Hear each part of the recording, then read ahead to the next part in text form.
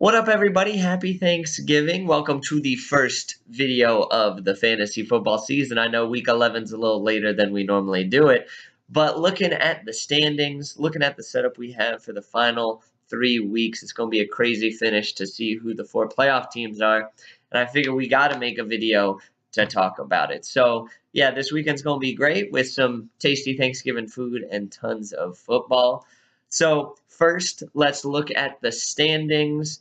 And before we go team by team, let's just look at how the season's shaken out so far.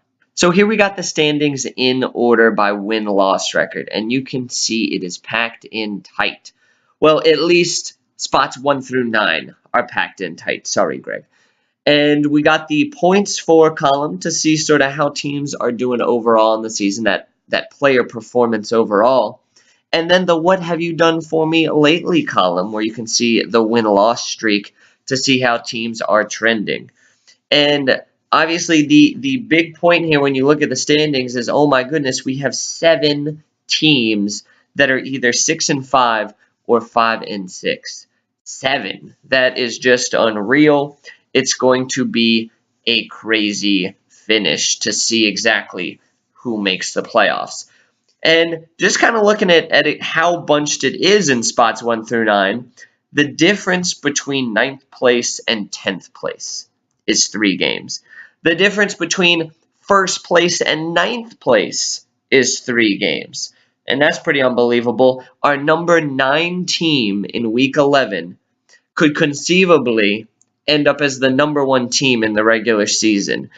Of course, Johnny Fitz, I'm sorry, I'm not betting that to happen. You'd have to have 3 unbelievable weeks and have about 20 different things to fall your way. I don't like your chances, but hey, stranger things have happened. Basically, looking at these standings, moral of the story is everyone still has a chance, minus Greg, in week 11. All right, so let's look at each team individually, and I figured how we could do this is a power rankings of sorts, but not our normal number 1, number 2, number 3. I figured we could look at each team's percent chance to make the playoffs. So, my normal video disclaimer, this is not scientific by any means. I really just looked at each team's record and final 3 weeks schedule, which is pretty important when trying to decide between these 5-6 and 6-5 teams who gets to play who. That will be very helpful. So, yeah, basically just a fun estimate for each team, besides Greg Bernardi, who, spoiler alert, his was mathematically calculated to be 0.0% chance. So, hey, everyone else at least has a shot. So, let's take a look with the first team. Good King Wenceslas, a very hard team name to say, coming in at 99.3% chance to make the playoffs. Not bad. So this team is number 1 in points, number 1 in record, and really there's a million different scenarios for the final 3 weeks. And I could only think of one where this team does not make the playoffs. 3 separate teams would have to win out, and I'd have to lose out and totally go in the crapper so that I lose the tiebreaker of points. So, more than likely, Wentz will be there in the end and have a chance to win the title. So, if you're wondering how Good King Wentz has made it this far, solid wide receiver play, solid running back play, but really, not a standout team in those areas, just solid. Where this team is standing out is at quarterback. So I figured we had to take a look at this real quick because it's pretty remarkable. We got the top 10 quarterbacks listed here, and you can see Good King Wentz has the entire top 3. Number 1, number 2, and number 3 on this team. It makes sense that the team named after the best quarterback in the NFL would be so loaded at the position. So I guess I'll ride in the playoffs with all 3 of them. I can only start 2. I was trying to trade you fools one of these guys. I was ready to give Tom Brady away like candy, and no one would take me up on the offer. Very upsetting. So I'm going to predict now that that'll be my downfall in the playoffs. I won't know who to bench out of these 3. I'll pick the wrong one, and I'll barely lose, and it'll break my heart and haunt me all off season. So, so we'll see how it shakes out. But this team, strong quarterback play, has led it to the top spot. Next up, we got Pat Jordan and Brown to the Crown with an 81% chance to make the playoffs. So a very solid chance for Pat to make the playoffs for the first time in several years and not finish last place for the first time in several years. So that would be a nice change for Pat. A great season thus far for you. He's the top team in the AFC at 7-4, albeit the lesser division of the two. Let's be real. Somehow the top 5 scorers all season long have been in the NFC, which is pretty crazy. But yeah, Pat with a solid chance leading his division, but he could be that virtual lock for the playoffs, that 99% chance to make the playoffs had he won last week in that heartbreaker to Cole. Oh, that was a tough one for him. On Thursday night, Antonio Brown gets 40-some points. Pat's looking amazing, and he's leading all week. Going into Monday night, it was a pretty close matchup, and Pat scored a touchdown late, which he had to think sealed the deal and started the celebration for that win. Forget about garbage time, and Jimmy Graham got dump-off pass after dump-off pass from Trusty Rusty at the end of the game, and Pat barely lost to Cole by like 1.5 points in a heartbreaker. So, yeah, Pat with a tough loss last week, and he actually has a hard schedule to end the season. He'll play Mike Melson, the number 4 team, I believe, right now, and Good King Wentz, the number 1 team, to end the season. And Pat's number 7 in points overall, which means if someone ties him for the division lead, ties him for a wild card, that tiebreaker could bite Pat in the ass. So it'll be an interesting finish for Pat. Could get dicey, but he's still looking good for the playoffs. Next up, we got Mike Melson and Lawyers, Guns, and Money with a 62.7% chance of making the playoffs. A very exact number there. And this 6-5 team, part of the 6-5, 5-6 mess. But what's given this team an edge is, first of all, it's one of the 6-5 teams with a solid points for total, which is our tiebreaker. And also, he's playing Gregory Bernardi this week, which, looking at the projections, is a probable win. So if this team jumps to 7-5 and has that good points total, looking like a good bet to make the playoffs here. So he needs that win this week. But yeah, Mike Melson, he was challenging for the division lead at 6-3, and everything was running smoothly. But then that news broke with Zeke Elliott that he is not going to play again till week 16. Bad boys, what you gonna do? So with Zeke detained by the authorities for the time being, this team is going to have to find big points elsewhere. And the past 2 weeks, it hasn't been able to drop 2 straight. So he needs to right the ship this week, and then he'll be on track to make the playoffs. Next up, we got Stephen Cole and Colt 45 with a 50% chance to make the playoffs. A coin flip exactly for him. And it's really hard to decide Cole's fate because on one hand, he's 6-5 ahead of that 5-6 pack behind him, and he has a pretty good points for, which will help in that tiebreaker scenario. But the thing that might get Stephen Cole, I think, is his team, sadly, is maybe a little behind some of the other squads. When you look at it, he lost Dalvin Cook at running back. Kareem Hunt has hit a bit of a rookie wall and has not been putting up those massive points he used to, dare we say, flash in the pan. But yeah, so now Cole is, for instance, starting Samaje Perine at running back. And he's got Kirk Cousins, Andy Dalton, Robbie Anderson, I believe it, at wide receiver. It's a bit of a mess on Cole's squad. But hey, he has been getting wins and getting points. So, you know, I guess it's not all about those big names. If Cole can plug in some guys that will get points, that's all that matters. So Stephen Cole has a massive matchup this week with a fellow 6-5 team in Can't Stop the Run. So, as we'll talk about in just a minute, that will probably decide Cole's fate. So, we'll see how it winds up. He also has his ace in the hole for a late season run. Josh Gordon, Cole's favorite player, fresh out of rehab, might provide some late season scoring for him. We'll see. So, Cole's got a shot to make the playoffs. Next up, we got the aforementioned Can't Stop the Run and Drew Melson, who has also a 50% chance of making the playoffs, just like Cole. And that is not an accident because as I said before, they have a huge matchup this week. And looking at the projections, it really is a 50-50 coin flip. They're both projected, I think, to get around 140-ish points. And as we all know, the projections are total garbage and are way off each week. So sit back and enjoy this entertaining matchup. And whoever wins takes that all-important leap to 7-5 ahead of the 6-6 riffraff below. So Drew Melson has had a solid year behind his Saints, Mark Ingram and Michael Thomas. He also has had a lot of production from his mid-round picks this year.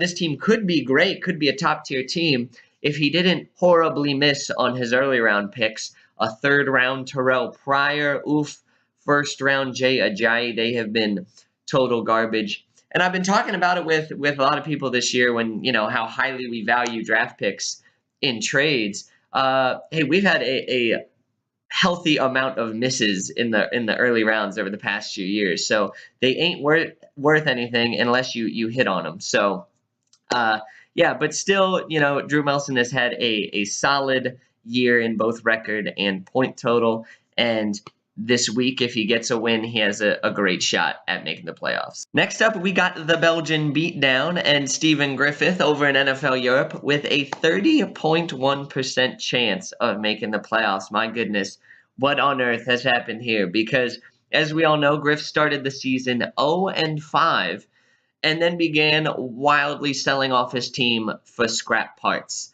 And since then, if you do the math, he has gone 5-1. And he's currently got the longest win streak in the league at 3 games. And these aren't squeakers.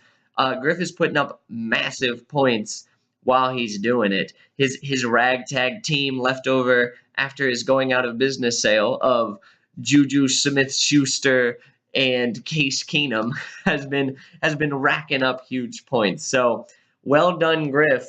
You've outsmarted all of us. Europe is turning you into a genius over there.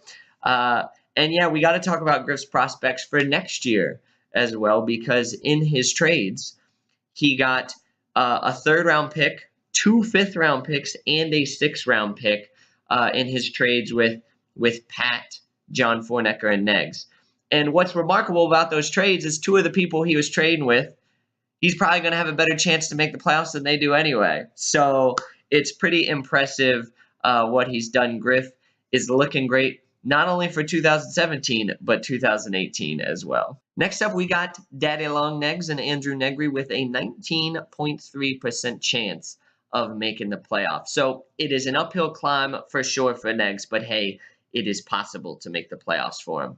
So the good news for Negs is in the final 3 weeks, he is playing 3 teams that he's contending with for a wild card spot. He plays Drew, Griff, and Fournecker. So if he gets some big wins at the end of the year, he's got a chance. Right now, sitting at 5-6 and losing the points tiebreaker with Griff makes it a little tough. So he needs a little bit of help, but it's possible. Looking at Neg's roster on the season, he's had a solid year, but it's certainly a tale of the good, bad, and the ugly. He's got some studs. DeAndre Hopkins, number 2 wide receiver. Zach Ertz, number 3 tight end. Greg Zuerlein, the number 1 kicker in fantasy. And Pat, that's more proof you do not need to draft 2 kickers in like the 12th and 13th round of the draft. Negs picked up Zuerlein off of waivers in the beginning of the season, and he has been crushing it. So, yeah, Negs, he also has some rough spots in his roster. We got Blake Bortles currently starting. That's unfortunate. Danny Woodhead, fresh off a busted knee, did not do so hot for him. So, Negs has some holes in his roster. He tried to trade with Griff to help out with Christian McCaffrey, but as we have seen, trading with Griff makes your team turn to crap. So yeah, Negs is it's going to be a challenge for him to make the playoffs. He definitely needs to win the last 3 games, and then just win 2 more for the title. Immortality, 5 simple victories away. Next up, we got John Fournecker and the newly named 0.2 points. That's quite a team name change from the very aggressive and confident "Give me the loot" to a team name that's whining about a loss he had. But John has a 6.6% chance of making the playoffs, and those numbers were chosen for a reason. He has a 6.6% chance because he is sixth in points for, sixth in points against, and tied for sixth in overall record, making this the Devils team. We're the Devils! The Devils! So that was David Puddy from Seinfeld, in case you weren't sure. But yeah, out of the 5 and 6 teams, Fornecka is third in points among them, meaning even if John wins, let's say 2 out of the final 3 weeks, he's still going to need some help. He either's got to score big points and get the tiebreaker, or have other teams lose in the right way so he can sneak into a wild card spot. So we'll see what happens. John plays Good King Wenceslas this week. So if that's a tough matchup, but if John wins, his schedule gets easier and could maybe win out and make it in. So you got to give John credit for what he did this year. I admire what he tried to do with trades of draft picks next year to try to win this year. He snagged Adam Thielen, who's been great. But he also traded with Griff, and as we have said, if you trade with Griff, your team goes to crap. Because he traded for Deshaun Watson, a third-round pick, which at the time you had to think was a steal. A third-round pick for, at the time, the number 2 quarterback in fantasy, a young stud who has been crushing it. And John excitedly sent text with dreams of a championship.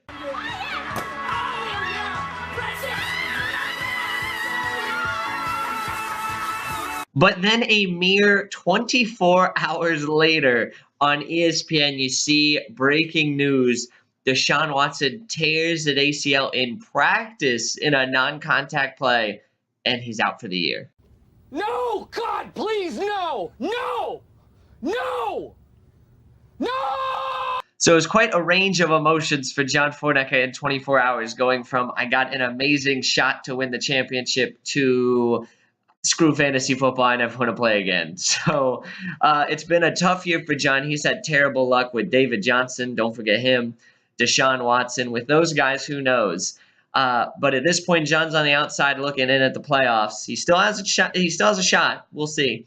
But also, he's down a few picks for next year as well. So 0.2 points has a little bit of soul searching to do going into week 12. Next up, we got John Fitzsimmons, and Ty M waits for no one with a 1% chance of making the playoffs. Like 1 out of 100? I'd say more like 1 out of 1,000,000.